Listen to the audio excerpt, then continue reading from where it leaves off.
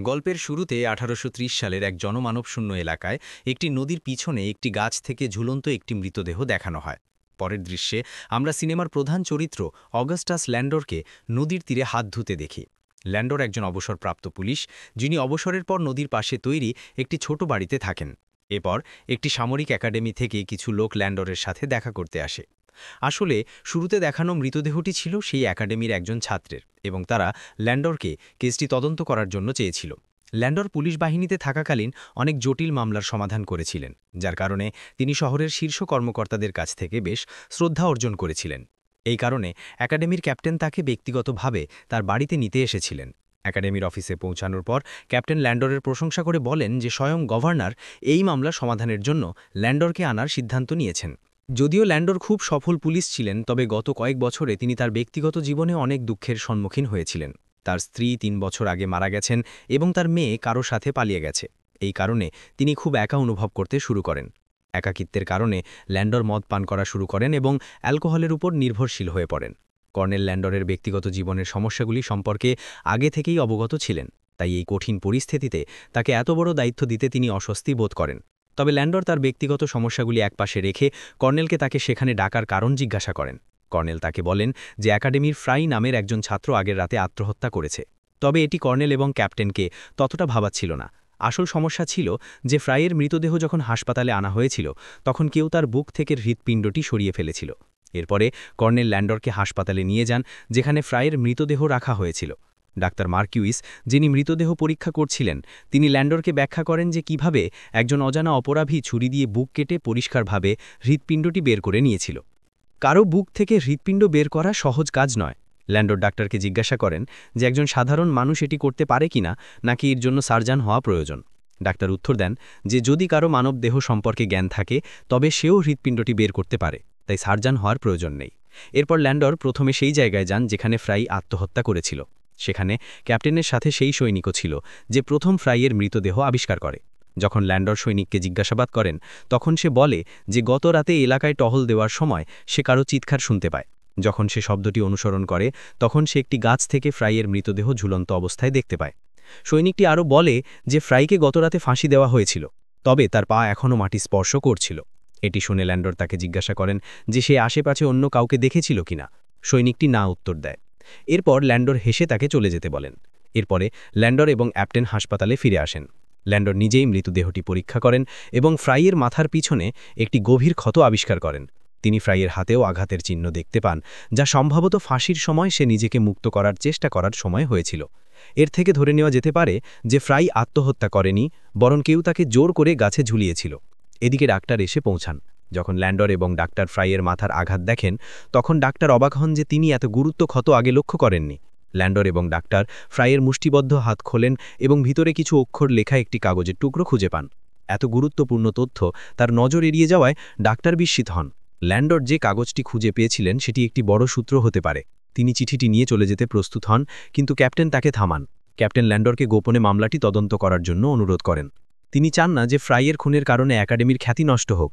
তিনি ল্যান্ডরকে কঠোরভাবে সতর্কও করেন যে মামলাটি সমাধান না হওয়া পর্যন্ত কোনো অ্যালকোহল পান করা যাবে না। ল্যান্ডর ইতিমধ্যে শহরে মাতাল হিসেবে কুখ্যাত ছিলেন। ক্যাপ্টেনের সমস্ত শর্তে রাজি হওয়ার পর ল্যান্ডর তার তদন্ত শুরু করেন। তিনি সেই জায়গায় ফিরে যান যেখানে ফ্রাইয়ের মৃতদেহ পাওয়া গিয়েছিল এবং সূত্র খুঁজতে শুরু করেন। তদন্ত করার সময় একাডেমি থেকে একটি ছাত্র সেখানে আসে। ক্যাডেটের নাম এডগার। এডগার ল্যান্ডরকে বলে যে সেও নিজের মতো করে ফ্রাইয়ের মামলা তদন্ত করার চেষ্টা করছে এবং সে বিশ্বাস করে যে ফ্রাইয়ের হত্যাকারী একজন কবি। এই বলে সে চলে যায়। পরে ল্যান্ডর সেই কনস্টেবলকে জিজ্ঞাসা করেন যিনি হৃৎপিণ্ড চুরি হওয়ার সময় হাসপাতালে ফ্রাইয়ের মৃতদেহ পাহারা দিচ্ছিলেন। কনস্টেবল ল্যান্ডরকে বলেন যে সে রাত 2:30 পর্যন্ত ডিউটিতে ছিল। সেই সময় একটি অফিসার এসে তাকে ডিউটি থেকে অব্যাহতি দেয়। তবে অন্ধকার থাকায় কনস্টেবল অফিসারের মুখ দেখতে পাননি। এটি শুনে ল্যান্ডর অবাক হন। কনস্টেবল একটি অদ্ভুত বিষয়ের কথাও উল্লেখ করেন। তিনি লক্ষ্য করেছিলেন যে অফিসারের কাঁধে কোনো র্যাঙ্ক ব্যাজ ছিল না, যেটা সাধারণত যে কোনো অফিসারের জন্য লজ্জার বিষয়। এটি ল্যান্ডরকে আরও ধাঁধায় ফেলে দেয়। তাই তিনি মন শান্ত করতে একটি বারে যান। ল্যান্ডর বারটেন্ডার প্যাটসিকে খুব ভালো চিনতেন। আজ প্যাটসি কিছুটা মন খারাপ করেছিল। যখন ল্যান্ডর তাকে উদ্বেগের কারণ জিজ্ঞাসা করেন, তখন প্যাটসি তাকে বলেন যে তিনি ফ্রাইকে খুব ভালো চিনতেন এবং তার মৃত্যুতে খুব দুঃখিত। তিনি যোগ করেন যে একাডেমির কয়েকজন বিশেষ লোকই ফ্রাইয়ের মৃত্যু সম্পর্কে জানত। ল্যান্ডর অবাক হন এবং প্যাটসিকে জিজ্ঞাসা করেন যে তিনি ঘটনাটি কিভাবে জানতে পারলেন। প্যাটসি বারে বসে থাকা এক ব্যক্তির দিকে ইঙ্গিত করেন। তিনি লক্ষ্য করেন যে সে আর কেউ নয় এডগার, সেই একই ব্যক্তি যে তাকে বলেছিল যে ফ্রাইয়ের হত্যাকারী একজন কবি। তিনি এডগারকে জিজ্ঞাসা করেন যে সে কেন এমন কথা বলেছিল। এডগার তার কাব্যিক ভঙ্গিতে বলেন যে কেবল একজন কবি কারোর হৃৎপিণ্ড চুরি করার মতো অপরাধ করার কথা ভাবতে পারে। তিনি যোগ করেন যে তিনি নিজেও একজন কবি, তাই তিনি জানেন একজন কবি কিভাবে চিন্তা করে। ল্যান্ডর বুঝতে পারেন যে এডগার অ্যালকোহলের প্রভাবে কথা বলছে। যখন ল্যান্ডর যেতে উদ্যত হন তখন এডগার তাকে থামিয়ে একটি গোপন কথা বলেন। কিছু সময় আগে ফ্রাইয়ের তার রুমমেটের সাথে ঝগড়া হয়েছিল, কিন্তু ঝগড়ার কারণ কি ছিল তা কেউ জানে না। পরের দিন ল্যান্ডর এবং ক্যাপ্টেন জিজ্ঞাসাবাদের জন্য দুজন সৈনিককে নিয়ে আসেন। তাদের মধ্যে একজন ছিল ফ্রাইয়ের রুমমেট। ল্যান্ডর তাকে তার এবং ফ্রাইয়ের মধ্যেকার ঝগড়ার সম্পর্কে জিজ্ঞাসা করেন। রুমমেট উত্তর দেয় যে তাদের মধ্যে কোনোদিন গুরুতর ঝগড়া হয়নি। সে বলে যে ফ্রাই খারাপ সঙ্গে পড়েছিল এবং সে কেবল তাকে সঠিক পথে ফিরিয়ে আনার চেষ্টা করছিল। এই বিষয়ে তাদের মধ্যে একটি ছোট তর্ক হয়েছিল। তবে ফ্রাইয়ের রুমমেট জানত না যে সেই ভালো বন্ধুরা কে। ফ্রাই কখনো তাদের নাম তার সাথে শেয়ার করেনি। ল্যান্ডর তার বক্তব্য নিয়ে তাকে তার ঘরে ফিরে যাওয়ার অনুমতি দেন। এরপরে তারা স্টোডার্ড নামের অন্য একজন সৈনিককে জিজ্ঞাসাবাদ করেন যে মৃত্যুর আগে ফ্রাইয়ের সাথে শেষ দেখা করেছিল। যখন ল্যান্ডর তাকে ফ্রাই সম্পর্কে জিজ্ঞাসা করেন, স্টোডার্ড বলে যে ফ্রাই সেই রাতে তাড়াহুড়ো করছিল এবং অফিসারদের কাছ থেকে লুকিয়ে যাচ্ছিল। ফ্রাই তাকে বলেনি সে কোথায় যাচ্ছে, সে শুধু বলেছিল যে তার কিছু গুরুত্বপূর্ণ কাজ আছে। স্টোডার্ড যখন এই কথা বলছিল তখন তার মুখ ফ্যাকাশে হয়ে গেছিল, যা ল্যান্ডরকে তার প্রতি সন্দেহপ্রবণ করে তোলে। সেই সময় স্টোডার্ডের শরীর খারাপ লাগছিল, তাই ল্যান্ডর তাকে চলে যাওয়ার অনুমতি দেন। ঠিক তখনই একজন অফিসার ক্যাপ্টেনের জন্য একটি বার্তা নিয়ে আসে। এতে বলা হয় যে আগের রাতে কেউ একটি গরু এবং একটি ছাগলের হৃৎপিণ্ড বের করে নিয়েছিল। এই খবরটি পড়ার পর ক্যাপ্টেন ক্ষুব্ধ হন এবং আরও হত্যাকাণ্ড রোধ করতে তিনি একাডেমিতে সম্পূর্ণ লকডাউন ঘোষণা করেন। তবে ল্যান্ডর এবং এডগার নিয়ম উপেক্ষা করে একাডেমির বাইরে দেখা করেন। ল্যান্ডর ধরে নিয়েছিলেন যে এডগার ফ্রাইকে খুব ভালোভাবে চিনতেন, কিন্তু এডগার বলেন যে তিনি ফ্রাইয়ের সাথে কখনো দেখা করেননি। এরপর ল্যান্ডর মামলা সমাধানের জন্য একসাথে কাজ করার প্রস্তাব দেন। এডগার সঙ্গে সঙ্গে রাজি হয়ে যান। এরপরে ল্যান্ডর তাকে ফ্রাইয়ের হাতে পাওয়া চিঠিটি দেন এবং তাতে লেখা অসম্পূর্ণ শব্দগুলি বোঝার এবং সম্পূর্ণ করার চেষ্টা করতে বলে চলে যান। সেই রাতে এডগার ল্যান্ডরের বাড়িতে যান এবং তাকে বলেন যে তিনি চিঠির কিছু অংশ ডিকোড করেছেন। চিঠি অনুসারে হত্যাকারী নিজেই এটি লিখেছিল এবং কিছু গুরুত্বপূর্ণ কাজের ছলে ফ্রাইকে সেই জায়গায় আমন্ত্রণ করেছিল যেখানে তাকে হত্যা করা হবে। এর থেকে স্পষ্ট হয় যে ফ্রাই হত্যাকারীকে ভালোভাবেই চিনতেন। এই কারণেই সে দ্বিধা ছাড়াই দেখা করতে রাজি হয়েছিল। এডগারের পর্যবেক্ষণে ল্যান্ডর খুব মুগ্ধ হন, তবে চিঠিতে এখনও কিছু অসম্পূর্ণ অংশ ছিল। তাই ল্যান্ডর এবং এডগার একসাথে সেগুলোর পাঠোদ্ধার করার জন্য কাজ করেন। দীর্ঘ চেষ্টার পরে তারা এই সিদ্ধান্তে পৌঁছান যে চিঠিটি যিনি পাঠিয়েছিলেন তিনি সম্ভবত একজন মহিলা। তারা বিশ্বাস করেন যে একজন যুবক ছেলে এত রাতে কেবল একজন মহিলার জন্যই একাডেমি ছেড়ে যাবে। এডগার ল্যান্ডরকে বলেন যে যদি হত্যাকারী একজন মহিলা হয় তবে তিনি তাকে আগে দেখেছেন। এডগার তখন তার জীবন সম্পর্কে একটি গোপন কথা শেয়ার করেন। তিনি বলেন যে তার মা ২০ বছর আগে মারা গেছেন, কিন্তু তার আত্মা এখনও তার সাথে কথা বলে। তিনি প্রতি রাতে তাকে কবিতা শোনান, যা এডগার তার ডায়েরিতে লেখেন। একদিন সকালে তিনি একটি দুঃখী মেয়ের সম্পর্কে একটি কবিতা লিখেছিলেন যে একটি অপরাধ করেছে। সেই একই সকালে তিনি তার জানলার বাইরে একটা মেয়েকে দেখেন যাকে ঠিক সেই কবিতার বর্ণনার মতো লাগছিল। এই কারণেই এডগার ভেবেছিলেন যে মেয়েটি হত্যাকারী হতে পারে। তিনি বলেন যে তিনি মেয়েটিকে একবারই দেখেছিলেন। তবে এই সব কথা ল্যান্ডরের কাছে অবিশ্বাস্য মনে হয় এবং তিনি ভাবতে শুরু করেন যে এডগার হয়তো পাগল। সেই রাতে পরে যখন ল্যান্ডার বারটেন্ডার প্যাটসির বাহুতে ছিলেন তখন তিনি তাকে এডগার সম্পর্কে জিজ্ঞাসা করেন। প্যাটসি তাকে বলেন যে এডগার ভালো ছেলে এবং এই পৃথিবীতে তার কেউ নেই। এই কারণেই সে সব কিছুতে তার মায়ের উপস্থিতি অনুভব করে, শুধু এই অনুভূতি পেতে যে তিনি এখনও তার সাথে আছেন। এটি শুনে ল্যান্ডার এডগারের জন্য খুব দুঃখ অনুভব করেন, কারণ তিনি বোঝেন যে পৃথিবীতে একা থাকা কেমন হতে পারে। পরের দিন এডগার যখন ল্যান্ডার হাসপাতালে কিছু তদন্ত করছিলেন তখন একটি চিন্তা তার মাথায় আসে। কেউ কেন অন্য ব্যক্তির হৃৎপিণ্ড রাখতে চাইবে? গভীরভাবে চিন্তা করার পরে ল্যান্ডার বিশ্বাস করতে শুরু করে যে এই খুনটি ব্ল্যাক ম্যাজিকের সাথে যুক্ত হতে পারে। তিনি এডগারকে একটি চিঠি লিখে একটি পুরনো জনমানবহীন বাড়িতে দেখা করতে বলেন। কাকতালীয়ভাবে ল্যান্ডর সেই বাড়িতে একটি দানবীয় প্রতীকের সহ ব্ল্যাক ম্যাজিকের প্রমাণ খুঁজে পান। এডগার সেখানে পৌঁছানোর আগে ল্যান্ডর জানতে পারেন যে হত্যাকারী ব্ল্যাক ম্যাজিক রীতির জন্য মানুষ এবং প্রাণীর হৃৎপিণ্ড বের করে নিচ্ছিল। এটি জানার পরে ল্যান্ডার এবং এডগার অবিলম্বে তাদের একজন বন্ধুর কাছে যান যিনি ব্ল্যাক ম্যাজিক সম্পর্কে অনেক জানেন। ল্যান্ডারের বন্ধু তাকে বইয়ের তাক থেকে একটি বই বের করতে বলেন। বইটি একজন বিখ্যাত ডাইনি শিকারী লিখেছিলেন। বইটিতে লেখা ছিল যে শয়তানকে খুশি করার জন্য একটি রীতিনীতি হল শয়তানের কাছে ঝুলন্ত ব্যক্তির হৃৎপিণ্ড উৎসর্গ করা। এর পাশাপাশি বন্ধুটি ল্যান্ডারকে বলেন যে বহু বছর আগে হেনরি ল্যাক্লার্ক নামে একজন বিখ্যাত ডাইনি শিকারী ছিলেন, যিনি প্রায় ৭০০ ডাইনিকে হত্যা করেছিলেন। তিনি আরও একটি বই লিখেছিলেন যেখানে তিনি অমর হওয়ার একটি রীতির বর্ণনা দিয়েছিলেন। তবে সেই বইটি এখন কোথায় তা কেউ জানে না। এরপরে ল্যান্ডার এডগারকে সৈনিকদের সাথে বন্ধুত্ব করতে এবং তাদের মধ্যে কে ব্ল্যাক ম্যাজিক সম্পর্কে জানে তা খুঁজে বের করার চেষ্টা করতে বলেন। এডগার ঠিক তাই করেন। তিনি একদল সৈনিকদের সাথে বন্ধুত্ব করেন এবং জানতে পারেন যে ডাক্তারের ছেলে আর্টেমিস কিলি ব্ল্যাক ম্যাজিক সম্পর্কে জানে। কোনো অজুহাতে এডগার আর্টেমিসের সাথে দেখা করেন এবং তার বন্ধু হন। একদিন আর্টেমিস এডগারকে একটি পার্টিতে আমন্ত্রণ জানায়। এডগারও ল্যান্ডারকে সবকিছু বলেন। তখন থেকে ল্যান্ডার এবং এডগার একসাথে আর্টেমিসে তদন্ত শুরু করেন।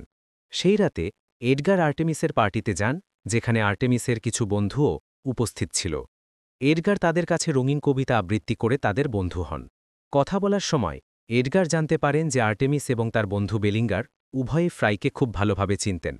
তিনি আরও জানতে পারেন যে ফ্রাই আর্টেমিসের বোনের প্রেমে পড়েছিলেন, কিন্তু সেই প্রেমে তাকে প্রতারণা করেছিল। অন্যদিকে যখন ল্যান্ডার ঘুমাচ্ছিলেন তখন তিনি কারো কান্নার শব্দ শুনতে পান। যখন তিনি কাছে যান তখন তিনি তার নিজের মেয়েকে সেখানে কাঁদতে দেখেন। সে খুব কাঁদছিল, কিন্তু সে অদৃশ্য হয়ে গেল। পরের মুহূর্তেই ল্যান্ডার খুব বিচলিত হন এবং তার মেয়ের কথা মনে করে কাঁদতে শুরু করেন। তার মেয়ের থেকে আলাদা হওয়ার পর থেকে ল্যান্ডারের জন্য এমন আবেগপূর্ণ ঘটনা সাধারণ হয়ে উঠেছিল। পরের দিন সকালে ফ্রাইয়ের শেষকৃত্যের সময় ফ্রাইয়ের মা ল্যান্ডারের কাছে আসেন এবং তাকে ফ্রাইয়ের ডায়েরি দেন, আশা করেন যে এটি তদন্তে সাহায্য করবে। ডায়েরির ভেতরে সবকিছু একটি গোপন কোডে লেখা ছিল। তাতে কি লেখা ছিল তা বোঝা সহজ কাজ ছিল না, কিন্তু ল্যান্ডার তা ডিকোড করার চেষ্টা শুরু করেন। এদিকে এডগার আর্টেমিসের বোন লিয়াহের সাথে বন্ধুত্ব করেন, সেই একই মেয়ে যাকে তিনি সেই সকালে তার জানালার বাইরে দেখেছিলেন যখন তিনি তার মা তাকে যে কবিতা বলেছিলেন তা লিখছিলেন। এডগার লিয়াহেকে তার সাথে একটি জনমানবহীন জায়গায় দেখা করতে আমন্ত্রণ জানান, যাতে তিনি তাকে তদন্ত করতে পারেন। কিন্তু লিয়াহের সৌন্দর্য এবং নির্দোষতা দেখার পরে এডগার নিজেই তার প্রেমে পড়েন। হঠাৎ লিয়াহ মৃগীরোগে ভুগতে শুরু করেন। তিনি মাটিতে পড়ে যান এবং ব্যথায় কাতরাতে শুরু করেন। এটি দেখে এডগার অত্যন্ত ভয় পেয়ে যান। তবে কিছুক্ষণ পরে লিয়াহ নিজেই সুস্থ হয়ে ওঠেন। একই সময় অনেক চেষ্টার পরে ল্যান্ডার অবশেষে ফ্রাইয়ের ডায়েরিতে লেখা শব্দগুলি ডিকোড করতে সফল হন। সেই রাতে এডগার যখন একাডেমি থেকে ফিরছিলেন তখন তিনি তার চারপাশে কারোর উপস্থিতি অনুভব করেন, কিন্তু যখন তিনি চারপাশে তাকান তখন কাউকে দেখতে পান না। হঠাৎ বেলিঙ্গার এডগারকে আক্রমণ করেন এবং তাকে লিয়াহের থেকে দূরে থাকার জন্য হুমকি দেন। আসলে বেলিঙ্গারও লিয়াহের প্রেমে পড়েছিলেন এবং তিনি এডগারের তার কাছে যাওয়া পছন্দ করেননি। ঠিক তখনই ল্যান্ডার এসে বেলিঙ্গারকে মারেন এবং তাকে তাড়িয়ে দেন। এডগার খুব রাগান্বিত হন এবং ল্যান্ডারকে বলেন যে বেলিঙ্গার যদি আবার তার এবং লিয়াহের মাঝে আসে তবে সে তাকে হত্যা করবে। ল্যান্ডার কোনোমতে এডগারকে শান্ত করেন এবং তাকে পরিস্থিতি বোঝান। পরের দিন সকালে ল্যান্ডার ক্যাপ্টেনের কাছ থেকে শোনেন যে বেলিঙ্গার নিখোঁজ হয়ে গেছেন। এটি শুনে ল্যান্ডার অবাক হন। তিনি ক্যাপ্টেন এবং বাকি সৈনিকদের সাথে বেলিঙ্গারকে খুঁজতে যান। অল্প খোঁজাখুঁজির পরে তারা ফ্রাইয়ের মতনই ঝুলন্ত অবস্থায় বেলিঙ্গারকে খুঁজে পান। তার হৃৎপিণ্ডও বুক থেকে বের করে নেওয়া হয়েছিল। যখন তার মৃতদেহ হাসপাতালে আনা হয় তখন ডক্টর মার্কুইস কর্নেল এবং ক্যাপ্টেনকে বলেন যে বেলিঙ্গারের হত্যাকারী অন্য কেউ, কারণ বেলিঙ্গার এবং ফ্রাইয়ের বুকের ক্ষত সম্পূর্ণ ভিন্ন। সবচেয়ে বড় পার্থক্য ছিল যে এই নতুন হত্যাকারী বেলিঙ্গারকে নপুংসক করে দিয়েছিল। এটি শুনে কর্নেল ক্ষুব্ধ হল এবং ল্যান্ডারের ক্ষমতা নিয়ে প্রশ্ন তুলতে শুরু করেন। তিনি ল্যান্ডারকে তিরস্কার করে বলেন যে এত চেষ্টার পরেও ল্যান্ডার কোনো শক্তিশালী প্রমাণ খোঁজা বের করতে পারেননি। এদিকে ক্যাপ্টেন ল্যান্ডারকে বলেন যে তিনি এখন এডগারকে সম্পূর্ণ সন্দেহ করছেন। ক্যাপ্টেন বলেন যে গতদিন রাতের খাবারের সময় এডগার সৈনিকদের কাছে খোলাখুলিভাবে বেলিঙ্গারের সাথে তার লড়াইয়ের কথা বলছিলেন এবং তিনি সবার সামনে বেলিঙ্গারকে হত্যা করার হুমকিও দিয়েছিলেন। ল্যান্ডার এডগারকে রক্ষা করে বলেন যে সে ভালো ছেলে, সে রাগের মাথায় ওই কথাগুলো বলেছিল, কিন্তু সে কাউকে মারতে পারে না। তখন ক্যাপ্টেন ল্যান্ডারকে একটি বিস্ময়কর কথা বলেন। তিনি বলেন যে গত গ্রীষ্মে এডগার ফ্রাইয়ের সাথেও ঝগড়া করেছিল। কর্নেলও আরও যোগ করেন যে তিনি অনেক আগেই এডগারকে আটক করতেন, কিন্তু তার বিরুদ্ধে কোনো শক্তিশালী প্রমাণ নেই। এডগারের সম্পর্কে এই সত্যিটা শুনে ল্যান্ডার অবাক হয়ে যান। একবার ল্যান্ডার এডগারকে ফ্রাইয়ের সম্পর্কে জিজ্ঞাসা করেছিলেন, কিন্তু এডগার স্পষ্ট বলেছিলেন যে তিনি ফ্রাইকে চেনেন না। এখন ল্যান্ডর তার মনে চলে থাকা প্রশ্নগুলো জিজ্ঞাসা করার জন্য সরাসরি এডগারের কাছে যান। তিনি রাগের সাথে তাকে তিরস্কার করেন এবং তার কাছ থেকে সত্য বের করার চেষ্টা করেন। নিজের সমর্থনে এডগার বলেন যে একাডেমিতে যোগ দেওয়ার পর থেকে তিনি ডজনখানেক ছেলের সাথে ঝগড়া করেছেন, কারণ অনেকে তার চেহারা বা ব্যক্তিত্বের জন্য তাকে নিয়ে ঠাট্টা করত। কিন্তু তিনি কখনো প্রতিশোধের অনুভূতি তার হৃদয়ে বাড়তে দেননি। এডগারের কথা শুনে ল্যান্ডরও সন্তুষ্ট হন এবং বিশ্বাস করেন যে এডগার নির্দোষ। পরে সেই দিন ডক্টর মার্কুইস বেলিঙ্গারের মৃত্যুতে শোক জানাতে তার বাড়িতে একটি ডিনারের আয়োজন করেন। তিনি ল্যান্ডর এবং এডগার উভয়কেই আমন্ত্রণ জানান। সবাই রাতের খাবার খাচ্ছিল যখন হঠাৎ আর্টেমিস তার ভদ্রতা ভুলে গিয়ে ল্যান্ডরের সাথে অসদাচরণ শুরু করে। আসলে সে সন্দেহ করে যে ল্যান্ডর গোপনে তার ঘরে তল্লাশি করেছেন। এই কারণেই সে ল্যান্ডরকে অপমান করতে থাকে। এই আচরণ দেখে আর্টেমিসের মা তার উপর রাগান্বিত হন এবং তার ঠিক পরেই ডিনারের টেবিল ছেড়ে চলে যান। লিয়াহও উঠে চলে যায়। তবে ডাক্তার তার পরিবারের অভদ্র আচরণের জন্য ল্যান্ডরের কাছে ক্ষমা চান এবং মন হালকা করার জন্য তাকে একটি পানীয় তৈরি করে দেওয়ার প্রস্তাব দেন। ডাক্তার যখন পানীয় তৈরি করছিলেন তখন ল্যান্ডর তাকে একটি জাদুবই লক্ষ্য করেন। এটি দেখে ল্যান্ডর ডাক্তারকে সন্দেহ করতে শুরু করেন। তিনি ডাক্তারকে তদন্ত করার সিদ্ধান্ত নেন এবং তাকে জিজ্ঞাসা করেন যে তার মেয়ে অসুস্থ কিনা। ডাক্তার তাকে বলেন যে তার মেয়ে লিহাল একটি বিপজ্জনক রোগ আছে যা তাকে ক্রমাগত ভয়ে বাঁচতে বাধ্য করে। এই অসুস্থতার কারণে সে এখনও বিয়ে করেনি। যখন তারা কথা বলছিলেন তখন আর্টেমিস তাদের লিহার পিয়ানো বাজানো শুনতে ডাকতে আসে, কিন্তু ল্যান্ডর বলেন যে তিনি কিছু তাজা বাতাস চান এবং সেই মুহূর্তটি ব্যবহার করে লুকিয়ে আর্টেমিসের ঘর তল্লাশি করেন। এইদিকে এডগার অন্য সবকিছু ভুলে গিয়ে লিহার পিয়ানোর সুরে বিভোর হয়ে যান। তিনি লিহার প্রেমে এত গভীরভাবে পড়েছিলেন যে তার জন্য যে কোনো কিছু করতে প্রস্তুত ছিলেন। অন্যদিকে ল্যান্ডর আর্টেমিসের ঘরে একটি কোট খুঁজে পান যার কাঁধে কোনো র্যাঙ্ক নেই। ল্যান্ডরের মনে পড়ে যে একাডেমির গার্ড উল্লেখ করেছিলেন যে তাকে ছুটি দেওয়া অফিসার ঠিক তেমনই একটি কোট পরেছিলেন। তখন মিসেস মার্কুইস সেখানে পৌঁছান এবং তিনিও সেই কোটটি দেখে আশ্চর্য হন। ল্যান্ডর কোটটি নিচে নিয়ে আসেন। ডাক্তার বলেন যে এটি তার মৃত ভাইয়ের এবং তিনি জানেন না এটি কিভাবে বাড়িতে এলো। ল্যান্ডর তাকে বলেন যে কোটটি আর্টেমিসের ঘরে পাওয়া গিয়েছিল। আর্টেমিস কিছু বলার আগেই ক্যাপ্টেন আসেন এবং বলেন যে একাডেমির আরও একজন সৈনিক স্টোডার্ড নিখোঁজ আছে।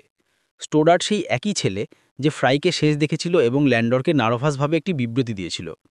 এটি শোনার পরে ল্যান্ডর অবিলম্বে তাদের সাথে স্টোডার্ডের ঘর তল্লাশি করতে যান। ঘর তল্লাশি করার পর ল্যান্ডর সবাইকে বলেন যে স্টোডার্ডকে অপহরণ করা হয়নি, সে নিজের ইচ্ছায় একাডেমি থেকে পালিয়ে গেছে। ল্যান্ডর এই কথা বলেন কারণ স্টোডার্ডের জিনিসপত্রও ঘর থেকে নিখোঁজ ছিল। ল্যান্ডর অনুমান করেন যে স্টোডার্ড, বেলিঙ্গার এবং ফ্রাই ভালো বন্ধু ছিলেন এবং ফ্রাই ও বেলিঙ্গার কিভাবে মারা গেছেন তা দেখে স্টোডার্ড ভয় পেয়েছিল যে সে পরের শিকার হবে। সম্ভবত এই কারণেই সে ভয় পালিয়ে গেছে। আর্টেমিসের ঘরে পাওয়া কোটের কারণে সবাই তাকে খুনি বলে সন্দেহ করতে শুরু করে, কিন্তু ল্যান্ডরের কাছে এখনও আর্টেমিসের বিরুদ্ধে কোনো শক্তিশালী প্রমাণ নেই। তাই তিনি কার্নেলকে প্রমাণ সংগ্রহ করার জন্য আরও কিছু সময় চান। এদিকে এডগার লিহার কাছে যান এবং তাকে তার কবিতা আবৃত্তি করে শোনান। এরপর লিহা তাকে হাঁটতে নিয়ে যান। অন্যদিকে ল্যান্ডর আবার তার বন্ধুর সাথে দেখা করেন এবং জানতে পারেন যে হেনরি ল্যাক্লার্ক, যিনি অমরত্বের বইটি লিখেছিলেন, তিনি আসলে একজন শয়তান উপাসক ছিলেন। ল্যান্ডরের বন্ধু তাকে হেনরি ল্যাক্লার্কের একটি ছবিও দেখান। ল্যান্ডরের হঠাৎ মনে পড়ে যে তিনি এই ছবিটি অন্য কোথাও দেখেছেন। তিনি অবিলম্বে ডাক্তারের বাড়ির দিকে ছুটে যান। তিনি হেনরির সেই ছবিটি সেখানে দেখেছিলেন কারণ তিনি ডাক্তারের বাড়িতে ব্ল্যাক ম্যাজিকের বইটি দেখেছিলেন, যা সম্ভবত হেনরি লিখেছিলেন। এছাড়াও হেনরির ছবিটি দেওয়ালে ঝোলানো ছিল। ল্যান্ডর এখন সন্দেহ করেন যে শহরের সমস্ত রহস্যময় ঘটনার পিছনে ডাক্তারের পুরো পরিবার রয়েছে। তিনি যখন জাদু বইটি হাতে নেন তখন তার সন্দেহ নিশ্চিত হয়। বইটি সত্যিই হেনরি লিখেছিলেন। ল্যান্ডর ডাক্তারকে হুমকি দেন এবং তাকে সত্য বলতে বাধ্য করেন। ডাক্তার ভয় পেয়ে যান এবং সব স্বীকার করতে শুরু করেন। ডাক্তার ল্যান্ডরকে বলেন যে তার মেয়ে লিয়াহের একটি গুরুতর অসুস্থতা রয়েছে এবং তার বাঁচার সময় মাত্র ৩ মাস বাকি আছে। তিনি তাকে বাঁচানোর জন্য প্রতিটি চিকিৎসা চেষ্টা করেছিলেন, কিন্তু কোনো ওষুধ কাজ করেনি। তারপর একদিন লিয়াহে ডাক্তারকে বলেছিলেন যে তার পূর্বপুরুষ হেনরি ল্যাক্লার্ক তার সাথে কথা বলেছেন এবং একটি জাদুগরী রীতির কথা শেয়ার করেছেন যা তাকে অমর করতে পারে। ডাক্তারের মতে রীতিনীতিটি করার পরে লিয়াহে সত্যি সুস্থ হতে শুরু করেন। এটি দেখে পুরো পরিবার রীতিনীতিটি করার সাথে জড়িত হয়। ডাক্তার যখন ল্যান্ডারকে এটি ব্যাখ্যা করছেন তখন অন্যদিকে তার মেয়ে তার মা এবং ভাইকে সাথে নিয়ে রীতিনীতিটি সম্পূর্ণ করতে ব্যস্ত। লিয়াহে এডগারকে, যে ছিল অজ্ঞান, একটি পুরনো বাড়িতে নিয়ে গিয়েছিল এবং তার হৃৎপিণ্ড কেটে শয়তানের কাছে উৎসর্গ করতে যাচ্ছিল। এই রীতিনীতিতে লিয়াহের মা এবং তার ভাইটাকে সম্পূর্ণ সমর্থন করেছিলেন। লিয়াহের হাতে ফ্রাইয়ের হৃৎপিণ্ড ছিল, যা সে শয়তানের কাছে উৎসর্গ করে। এরপরে সে এডগারের রক্ত তার কপালে রাখে এবং একটি মন্ত্র জপ করতে শুরু করে। এদিকে ডাক্তারকে জিজ্ঞাসাবাদ করার পরে ল্যান্ডার জানতে পারেন যে লিয়াহে এবং আর্টেমিস এডগারকে হত্যা করতে চলেছে, তাই তিনি সেই বাড়ির দিকে ছুটতে শুরু করেন। অন্যদিকে এডগার চোখ খুলেছিলেন, কিন্তু তিনি তখনও পুরোপুরি সচেতন ছিলেন না। তিনি জানতেন যে লিয়াহে তাকে হত্যা করতে চলেছে, কিন্তু তিনি তাকে এতটাই ভালোবাসতেন যে তাকে বাঁচিয়ে রাখার জন্য নিজেকে উৎসর্গ করতে প্রস্তুত ছিলেন। এরপরে লিয়াহে জাদু মন্ত্রটি জপ করতে থাকেন এবং এডগারের হৃৎপিণ্ড বের করার জন্য এগিয়ে যান, কিন্তু এডগারের ক্ষতি করার আগেই ল্যান্ডার পৌঁছান। ল্যান্ডারকে দেখে তারা তিনজনে ভয় পেয়ে যান এবং একটি ছুরি দিয়ে তাকে দূরে থাকার জন্য হুমকি দেন। ঠিক তখনই একটি মোমবাতি পড়ে যায় এবং বাড়িতে আগুন লেগে যায়। আর্টেমিস এবং ল্যান্ডারের মধ্যে একটি হাতাহাতি শুরু হয়। লিয়াহে মন্ত্রটি জপ করতে থাকেন, কিন্তু হঠাৎ একটি জ্বলন্ত কাঠের বিম তার উপর পড়ে এবং তাকে খারাপভাবে আহত করে। এটি দেখে আর্টেমিস লিয়াহাকে বাঁচানোর জন্য দৌড়ায়। মুহূর্তের সুযোগ নিয়ে ল্যান্ডার এডগারকে জ্বলন্ত বাড়ি থেকে বাইরে নিয়ে যান। আর্টেমিস এবং তার মা কেবল লিয়াহের দিকে মনোনিবেশ করেছিলেন যখন হঠাৎ বাড়ির একটি জ্বলন্ত অংশ তাদের উপর ভেঙে পড়ে। ল্যান্ডার ডাক্তারের স্ত্রীকে বাঁচাতে সক্ষম হন, কিন্তু লিয়াহে এবং আর্টেমিস পুড়িয়ে ছাই হয়ে যান। লিয়াহেকে মরতে দেখে এডগার গভীরভাবে শোকাহত হন। এরপরে এডগারকে নিরাপদে একাডেমি হাসপাতালে ভর্তি করা হয়। জানা যায় যে ডাক্তার মার্কুইজ ইতিমধ্যেই পদত্যাগ করেছেন। ক্যাপ্টেন এবং কর্নেল রহস্য সমাধানের জন্য ল্যান্ডারকে ধন্যবাদ জানান এবং তাকে সন্দেহ করার জন্য ক্ষমাপ্রার্থী হন। তার দায়িত্ব শেষ করার পরে ল্যান্ডার বাড়ি ফিরে আসেন। কিন্তু এই গল্প এখানে শেষ হয় না। কয়েকদিন পরে এডগার সম্পূর্ণ সুস্থ হয়ে ল্যান্ডারের বাড়িতে আসেন। তিনি বলেন যে তিনি ল্যান্ডারের মেয়ের মৃত্যুর সম্পর্কে কিছু জানতে পেরেছেন। এই বলে তিনি ভেতরে হেঁটে যান। এডগার ল্যান্ডারের উপর খুব রাগান্বিত, কারণ তিনি এমন একটি গোপন রহস্য আবিষ্কার করেছেন যা ল্যান্ডার বিশ্বের কাছ থেকে লুকিয়ে রেখেছিলেন। ল্যান্ডার একবার এডগারকে যে চিঠি লিখেছিলেন সেই হস্তাক্ষর ফ্রাইয়ের হাতে পাওয়া চিঠির হস্তাক্ষরের সাথে মিলে যায়। এর অর্থ হল ল্যান্ডারই সেই ব্যক্তি ছিলেন যিনি চিঠিটি লিখেছিলেন এবং ফ্রাইকে তার মৃত্যুর জায়গায় প্রলুব্ধ করেছিলেন। এটি বোঝার জন্য কেন ল্যান্ডার এটি করেছিলেন, এডগার তদন্ত শুরু করেন। তিনি প্যাটসির কাছ থেকে জানতে পারেন যে একদিন রাতে যখন ল্যান্ডারের মেয়ে একটি পার্টি থেকে বাড়ি ফিরছিল, তখন একাডেমির ৩ জন বখাটে ক্যাডেট তাকে ধর্ষণ করে। এটি জানার পরে এডগার বুঝতে পারেন যে ফ্রাই অবশ্যই সেই অপরাধের সাথে জড়িত ছিল। কিন্তু এখন এডগার সরাসরি ল্যান্ডারের কাছ থেকে পুরো সত্য শুনতে চেয়েছিলেন, কারণ ততক্ষণে তিনি ইতিমধ্যেই অনেক কিছু জেনে ফেলেছিলেন। তাই ল্যান্ডার তাকে সবকিছু বলতে শুরু করেন। আসলে ল্যান্ডারের মেয়ে তার বিরুদ্ধে সংগঠিত ভয়াবহ অপরাধের কারণে কারো সাথে পালিয়ে যায়নি। সে প্রতিশোধ নিতে একটি পাহাড় থেকে লাফ দিয়ে আত্মহত্যা করেছিল।